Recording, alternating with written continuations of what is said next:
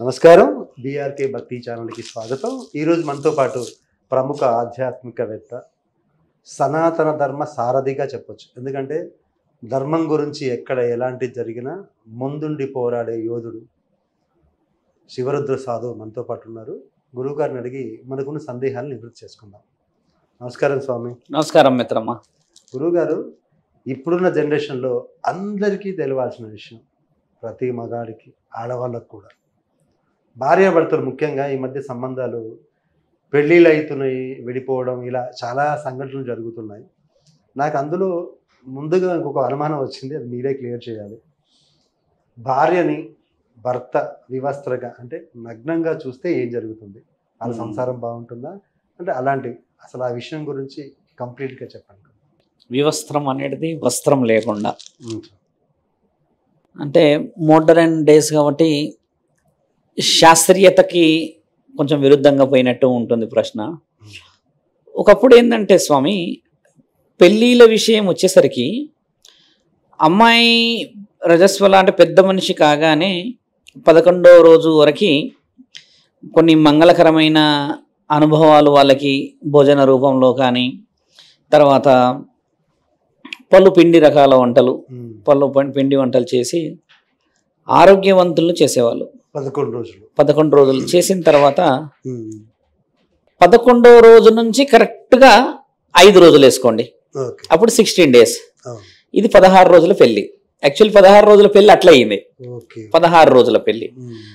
అప్పుడు ఏం జరిగేదంటే అక్కడ స్వామి, అమ్మాయి ఎప్పుడైతే మన అంటే ఈ మెచ్యూరిటీ కమ్యూనికేషన్లకు రాగానే, ఒకప్పుడు వ్యవసాయం ఉండడం చేత, ఒకప్పుడు పరిస్థితి ఇంతటి టెక్నాలజీ లేని సమక్షంలో పురుషుడిని స్త్రీలు చూడడానికి కూడా మనసు చాలా చాలా చాలా హద్దుల్లో ఉండేది. కళ్ళు ఇంకా భయంకరం, ఇక మనసు పక్కన పెట్టండి, మనసు ఎవరికి కనబడదు, అదే హద్దుల్లో ఉండేది.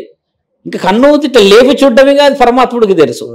అంటే కొన్ని విలువలతో కూడుకున్న భారతదేశం మనది. దీని నిజంగా చిన్న ఎగ్జాంపుల్ అంటే మా తాతగారు అనేవాళ్ళు, అప్పుడు అమ్మమ్మని చూడడానికి చాలా రోజులు పట్టింది.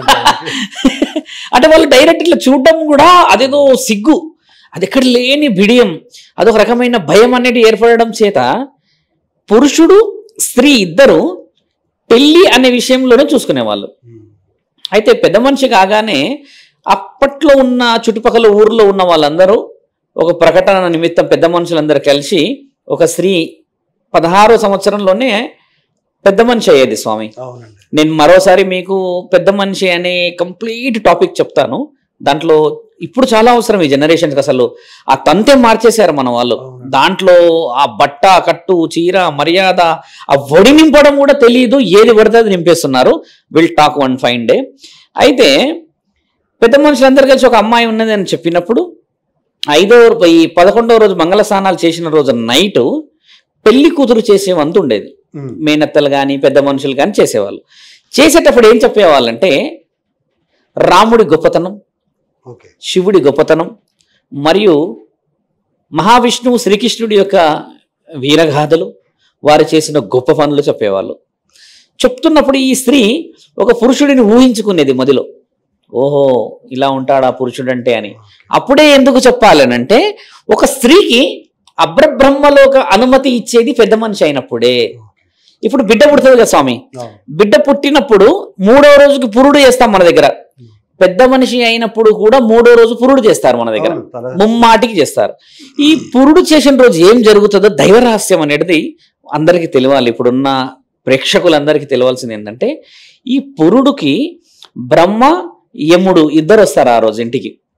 ఈ పెద్ద మనిషి అయిన ఇంటికి, ఆ అమ్మాయి వాళ్ళ ఇంటికి వచ్చి బ్రహ్మ ఏం చేస్తాడంటే తలరాత రాస్తాడు. ఏమని రాస్తాడు? వంశాన్ని ఉద్ధరించడానికి ఈవిడ పుట్టిందా, వంశాన్ని ఆదరించడానికి ఈవిడ పుట్టిందా, నిత్య సౌభాగ్యవతులని కనడానికి ఈవిడ పుట్టిందా, లేకపోతే ఈ వంశాన్ని నాశనం చేయడానికి పుట్టిందా అని చెప్పేసి ఆయన ఆ రాతలో కొన్ని మెలకువలు చేసి వెళ్తాడు. అందుకని 11 రోజుల్లో బలమైన బ్లీడ్ కావాలని ఆశిస్తారు ఈ పేరెంట్స్. తల్లిదండ్రులు ఏమంటారంటే పిండి వంటలు, పండ్లు, పలహారాలు, బెల్లము, కొబ్బెర, అటుకులు ఇవన్నీ ఎందుకు ఎక్కువ ఎక్కువ ఎక్కువ ఎక్కువ బలంగా తినాలనంటే ఇంటర్నల్గా ఆవిడ ఆర్గాన్స్ అనేది ఆ విధమైన డెవలప్మెంట్ అయితే హెవీ మెన్షస్ రావడం చేత ఫ్యూచర్ని మోయగలదు. అంటే అండాశయాల విడుదల బలంగా కావచ్చును, ఈవిడ శరీరంలో ఉన్న చిన్న చిన్న రోగాలు రుగ్మతలు బలంగా కావచ్చును, తర్వాత బిడ్డ ఎదుగుదలకు అవకాశం రావచ్చును అనేది ఈ యొక్క అంతరార్థం ఆహారంలో దాగుంది. మళ్ళీ ఇందులో ఏం చేస్తారు?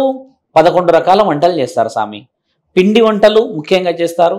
మళ్ళీ అందులో ఈ భోజనాలు ఈ సారె అంటే ఏంటంటే, ఈ పెద్ద మనిషి అయిన విషయం వచ్చింది కాబట్టి ఈ సారె అనేది ఏంటంటే స్వామి, నిండు కుండ తీసుకొచ్చి ఇవ్వాలి.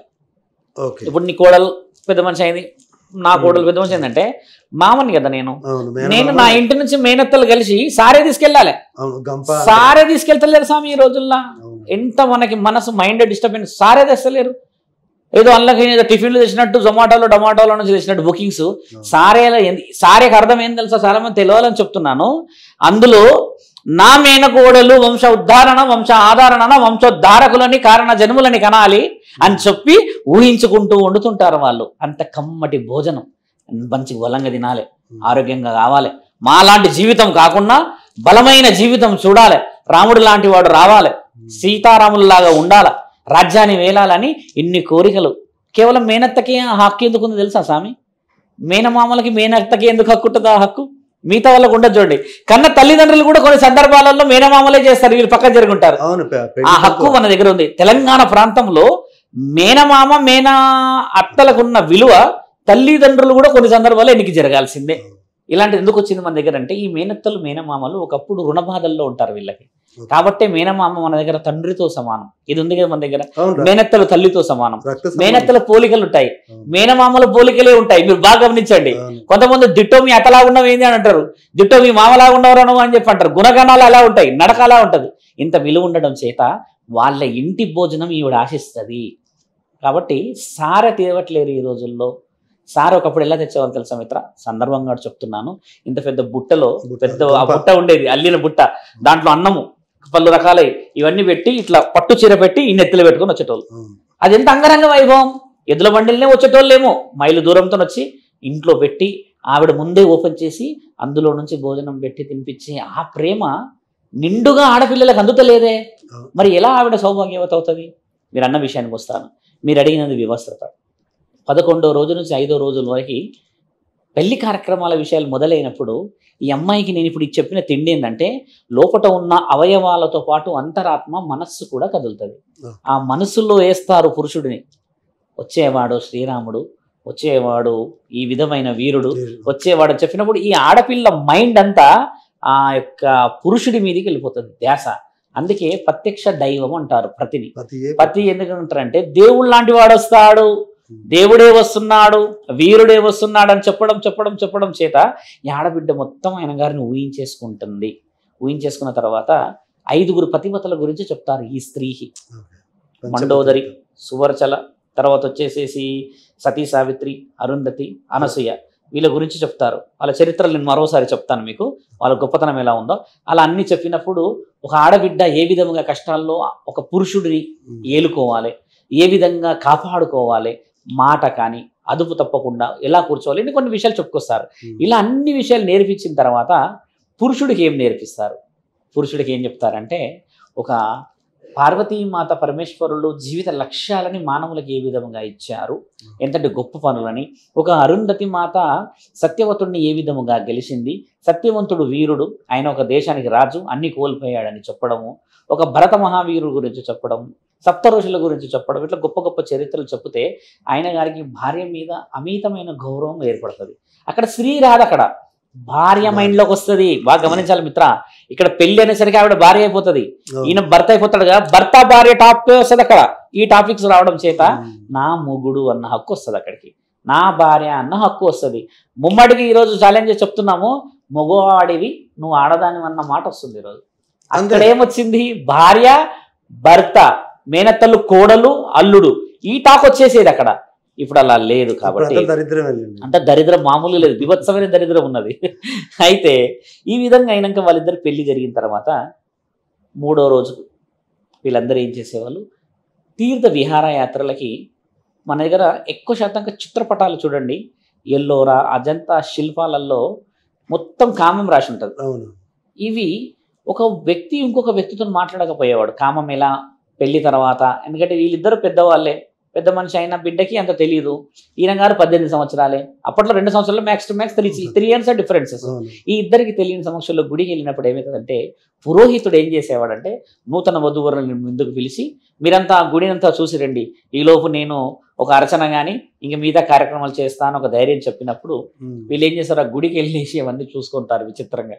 ఇదేంది అంత వివరంగా ఉంది అని చెప్తే ఆ పురోహితుడు ఇచ్చే వాంగ్మూల మాట ఏం తెలుసా స్వామి, ఏమేం చూశారు ఎలా ఉన్నారు అంటే, పురుషులు అడిగేది స్త్రీని ఇది గుడి అన్నారు దేవుడు అన్నారు అక్కడ ఏమో అంత అశ్లీలంగా ఉంది అని అన్నప్పుడు ఆయన గారు ఏం చెప్తారంటే భార్యాభర్తల ఆ బంధం పవిత్రమైన బంధం కాబట్టి ఈ బంధాన్ని కాపాడుకోవడానికి మీ ఇద్దరు 7 అడుగులు అగ్నిసాక్షిగా నడిచారు కాబట్టి కామేచ అర్ధిచ మోక్షేచ నడవడం చేత మీరు ఈ రోజు నుంచి వంశ ఉద్ధారణకి వంశోద్ధారకులను మీరు మీ కడుపుల ద్వారా కనడం, మీ వంశాన్ని ఉద్ధరించడానికి ఆది బీజమైన వంశస్థులను పుట్టించుకోవడం మీ అర్హత కాబట్టే దేవుడి గుడిలో నుంచి మీ జీవితం మొదలైందన్న తర్వాత వీళ్ళకి శోభనం పెట్టేవాళ్ళు. మీరు అడిగిన ప్రశ్నకి ఇప్పుడు వస్తాను. శోభనం అంటే ఏమిటి అన్న ప్రశ్నకి జవాబులు ఇద్దరు తెలుసుకోవాలి. అక్కడ భార్య తెలుసుకోవాలి, భర్త తెలుసుకోవాలన్నప్పుడు నానమ్మలు, అప్పట్లో ముత్తమ్మలు అంటే కొంత పెద్దమ్మలు, బాపమ్మలు ఉండేవాళ్ళు. వాళ్ళు కొన్ని ముసి మాటలు చెప్పినప్పుడు అలా ఇలా అని చెప్పినప్పుడు అప్పట్లో చీకట్లోనే కామం ఎందుకు జరగాలనే విషయం ఉండే అంటే, ఒకటి లైట్స్ లేవు, రెండో విషయము లైట్ లేకున్నా అప్పుడు వెలుగుంది మిత్ర, అంత వెలుగు చాలా బలంగా ఉంటుంది. ఇప్పటికి ఊర్లలో వెలుగు చూడండి ఎంత బలంగా ఉంటుంది, చంద్రుడు చాలా స్పష్టంగా కనబడతాడు.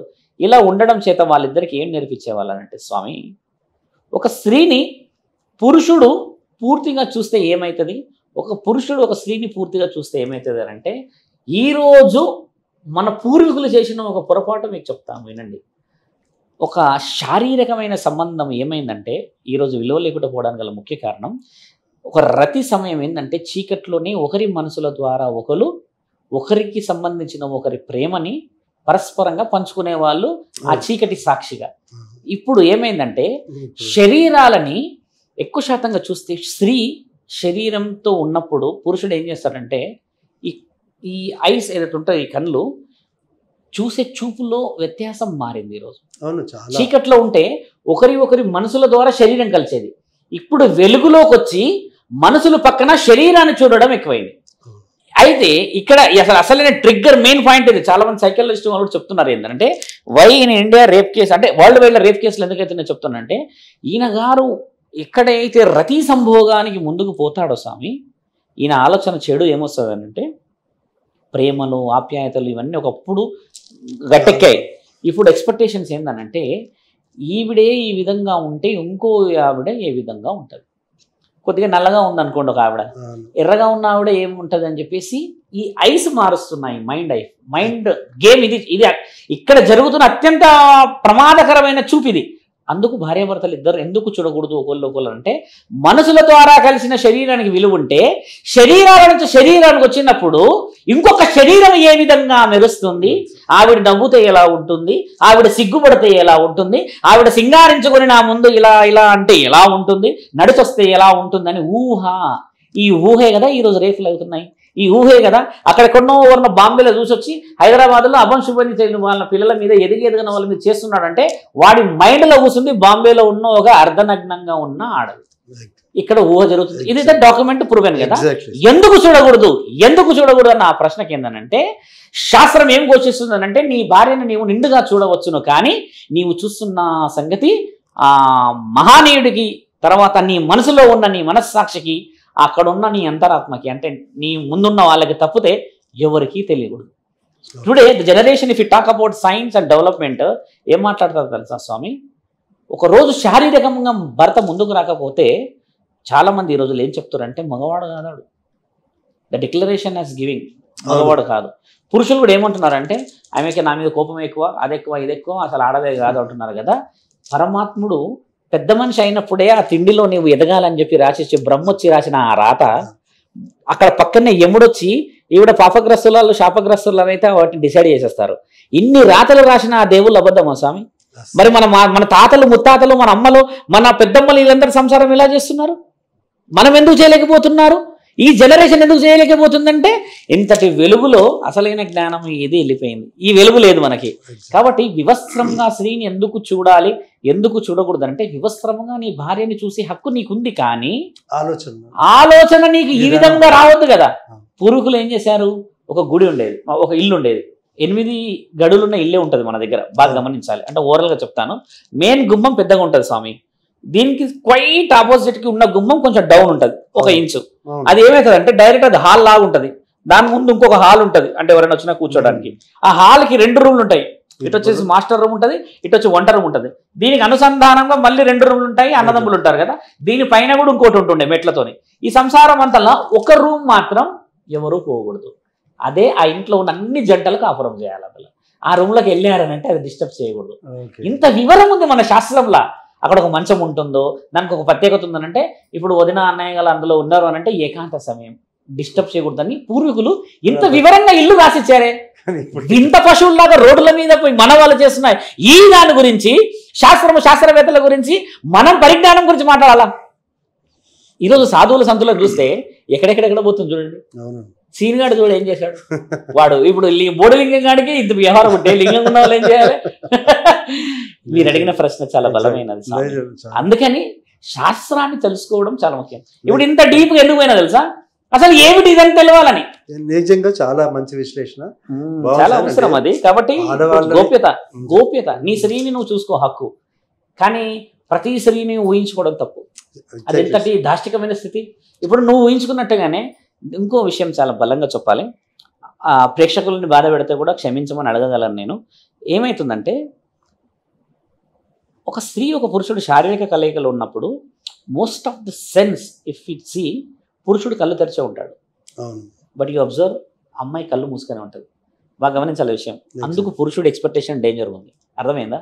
ఈవిడ ఇలా ఉంటే ఆవిడ ఎలా ఉంటుంది అనడానికి నీ కళ్ళు మూసుకుంటే కనబడకపోయేది, తెరిచో భార్యగా చూసేసరికి ఇంకా ఆయన ఊహ పెరిగిందా లేదా. ఇక్కడ స్త్రీమూర్తులను గొప్ప ఎలా చేయవచ్చు అనంటే, భర్తని పరిపూర్ణంగా స్వీకరిస్తుంది నా దేవుడు. నేను ఒక పెద్ద మనిషి అయినప్పుడు నేను ఊహించుకున్న రాముడు, నేను ఊహించుకున్న దేవుడు, నేను ఊహించుకున్న నా మొగుడు, నేను అనుకున్న ప్రత్యక్షమైన నా పతి అని ఇన్ని ఊహించుకొని కళ్ళు మూసుకొని ఆవిడ అనుభవిస్తుంది. దాన్ని ప్రతిరూపంగా బిడ్డల రూపంలో అంతటి బొమ్మ లాంటి పిల్లల్ని కంటది. ఎంత వివరంగా ఉంటుంది. పురుషుడు చేసేది ఏంటంటే, చాలా తక్కువ మంది శాతం అలా ఉంటారు, అందరూ అలా లేరు. పురుషుడు ఏం చేస్తాడంటే పైశాచికత్వంగా వివరిస్తుంటారు. ఇక్కడ ఈ వివరణ ఎంత డేంజర్గా ఉంది చూడండి సార్. ఆ రోజు మరి చీకట్లు అనేది నిజమా కాదా, ఇద్దరు గెలబడకూడదు. ఇక్కడ జరిగింది ఏంటంటే భయంకరం. నిజంగా సార్, ఆ రోజుల్లో ఉండాల్సింది చాలా బాగుంది, ఇప్పుడు మితిమీరిపోయింది. అందుకే ఇవన్నీ చాలా ఇప్పుడు మంచి మంచి మంచి మంచి డిసిజన్స్ ఉన్నాయి ఇక్కడ, కానీ చేయడానికి ఓపికలు లేవు. ఫుడ్ హ్యాబిట్స్ మారాయి. ఇన్ని వివరణలు ఉన్న ఈ ప్రశ్న చాలా చిన్న ప్రశ్న కాదు, కానీ డెప్త్ డిస్కషన్ ఇది. దానికి సరైన సమాధానం చాలా బలంగా ఉంది. నిజంగా గొప్ప సమాధానం సార్. ధన్యవాదాలు. నమస్కారం సార్.